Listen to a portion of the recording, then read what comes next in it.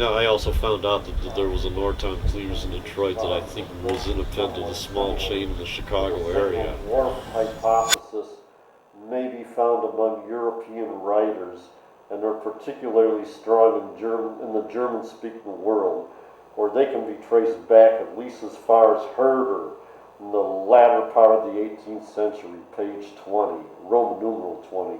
Alexander von Humboldt is mentioned as having profound influence in this development, together with more modern scholars like Ernst Kassen or Johann Leo Weisgerber and Jost Trier.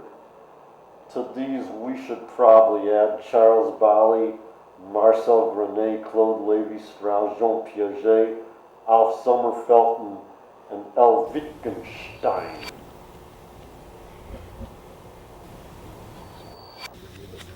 Are these topics that you're speaking of that the work is based on and that you're actually drawing from?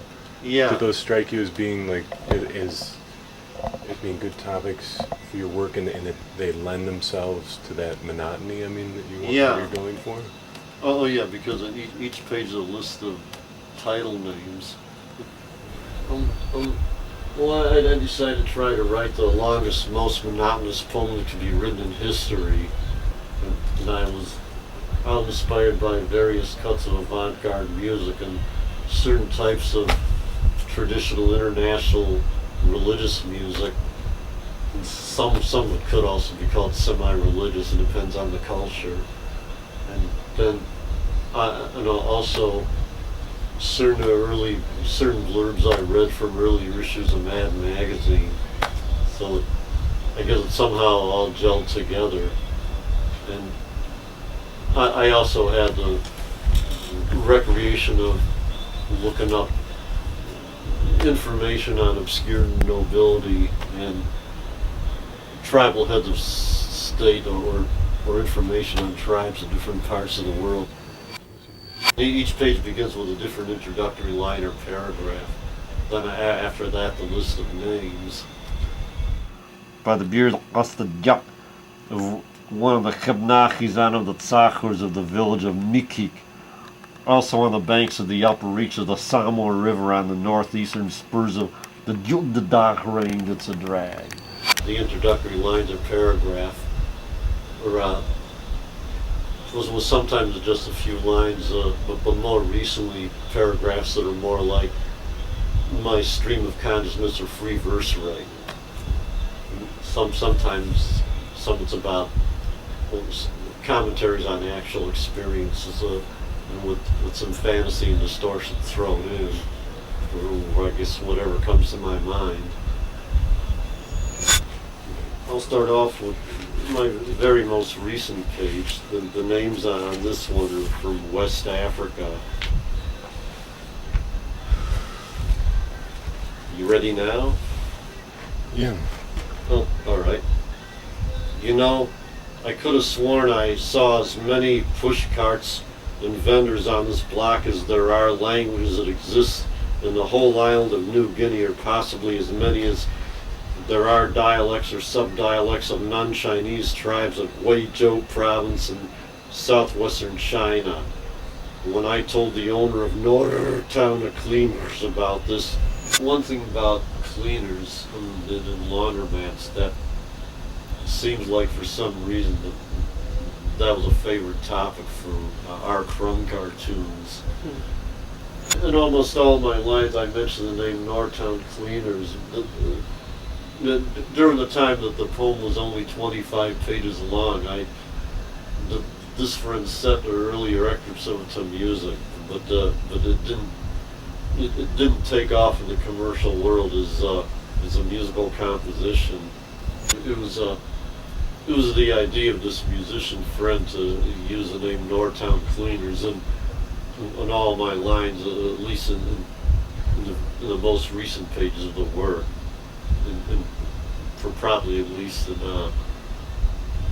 I think in about 3/4 to 9/10 of the pages, because that friend used to sometimes visit me at this apartment I lived in another section of Evanston years ago. I was living with 3 roommates at that time. So we would pass by Northtown Cleaners.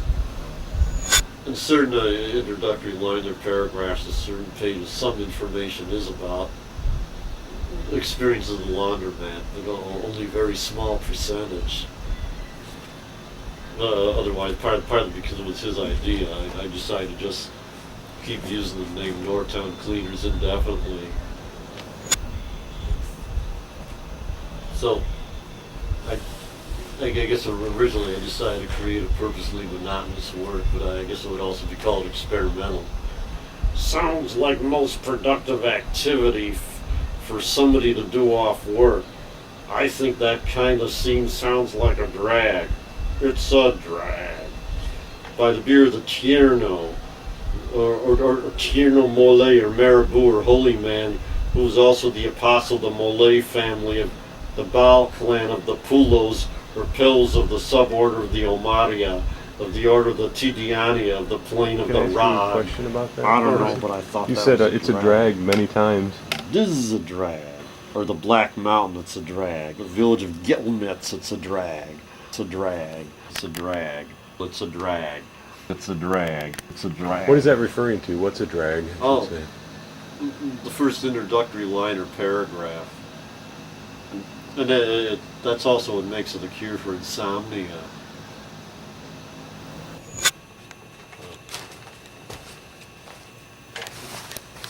You ready now?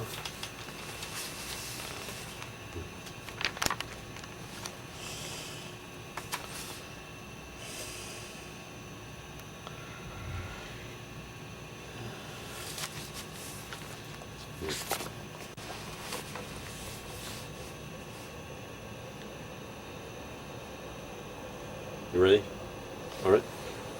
The title of this one: the typical patron of hot and chunkies on Market Street near Guerrero is unaware of the fact that Lake Gvutsiev is on the border between the territories of the Tartu and Viruma dialects of the Estonian language.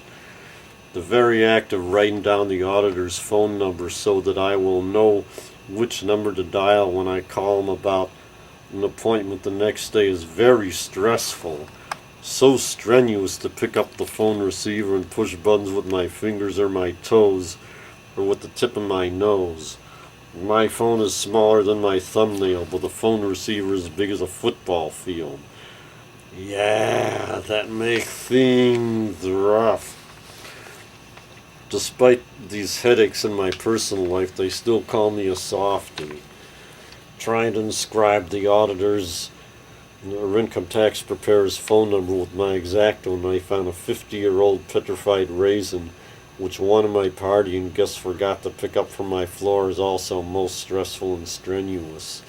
Soon I must pay somebody with lots of experience to lift a petrified raisin off of my floor with a forklift truck, because I'm so exhausted and now I'm too lazy to pick it up from the floor by myself.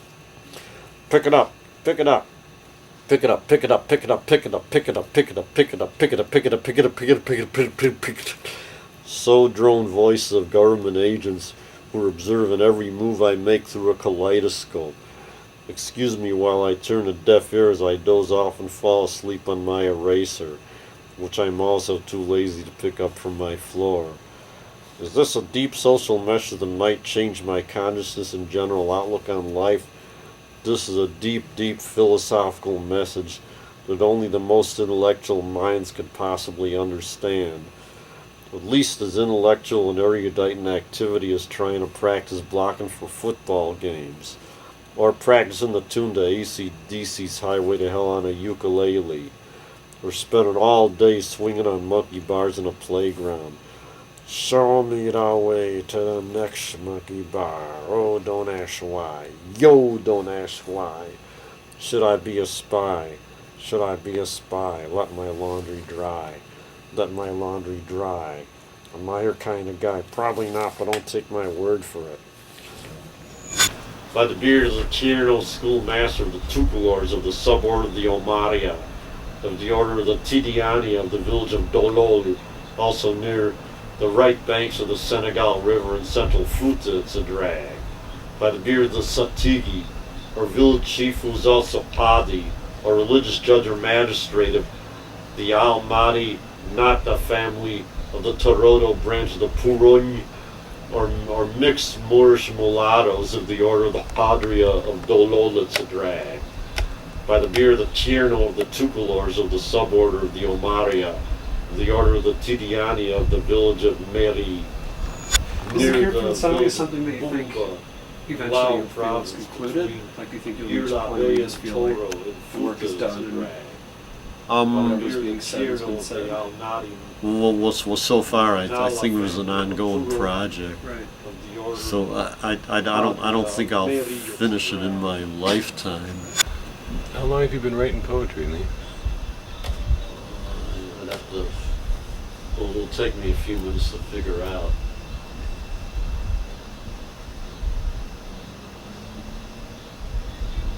Oh, by now, about 37 to 38 years. 67 was when I first started writing it regularly. And then even before that, I would write once in a while, but not as a regular thing. So 38 years ago is when I began to really get into it more. And of that 38 years, how many of those years have you spent on the cure for insomnia? It'll take me a little time to figure out. Oh, 30 years. 30 years exactly, because I know I first created the work in 75. And then I guess I've been writing it since then. Is that something you work on each day, or? Generally, it's I take notes on information from files of information I've looked up in libraries, different references. Sometimes also certain books I've gotten at used bookstores, certain special books, and I write pages of the actual poem. I'd say it's certain times roughly about every other day, and now it's roughly about every 3 days. It depends on what's going on with me from one day to the next. And sometimes, in the case of certain types of information, sometimes it takes time to figure out how to document it in the work. It depends on which culture I'm working on at the time. These are excerpts of the rough draft of the one I'm working on now. This is based on an article about complaints from CTA, RTA riders, which I found in the Red Eye paper. So it's sort of about my reactions to the article, plus various other thoughts I threw in. Then some complaints were about BO, so and this is only a part of the new poem that I'm drafting out. On the subject of BO, what does BO really stand for?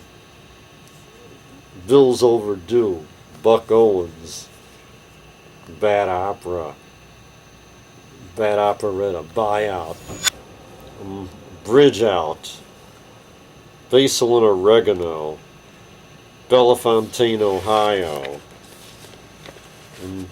branded outcasts, beer and ouzo spilled on the floor, burned out, bailed out.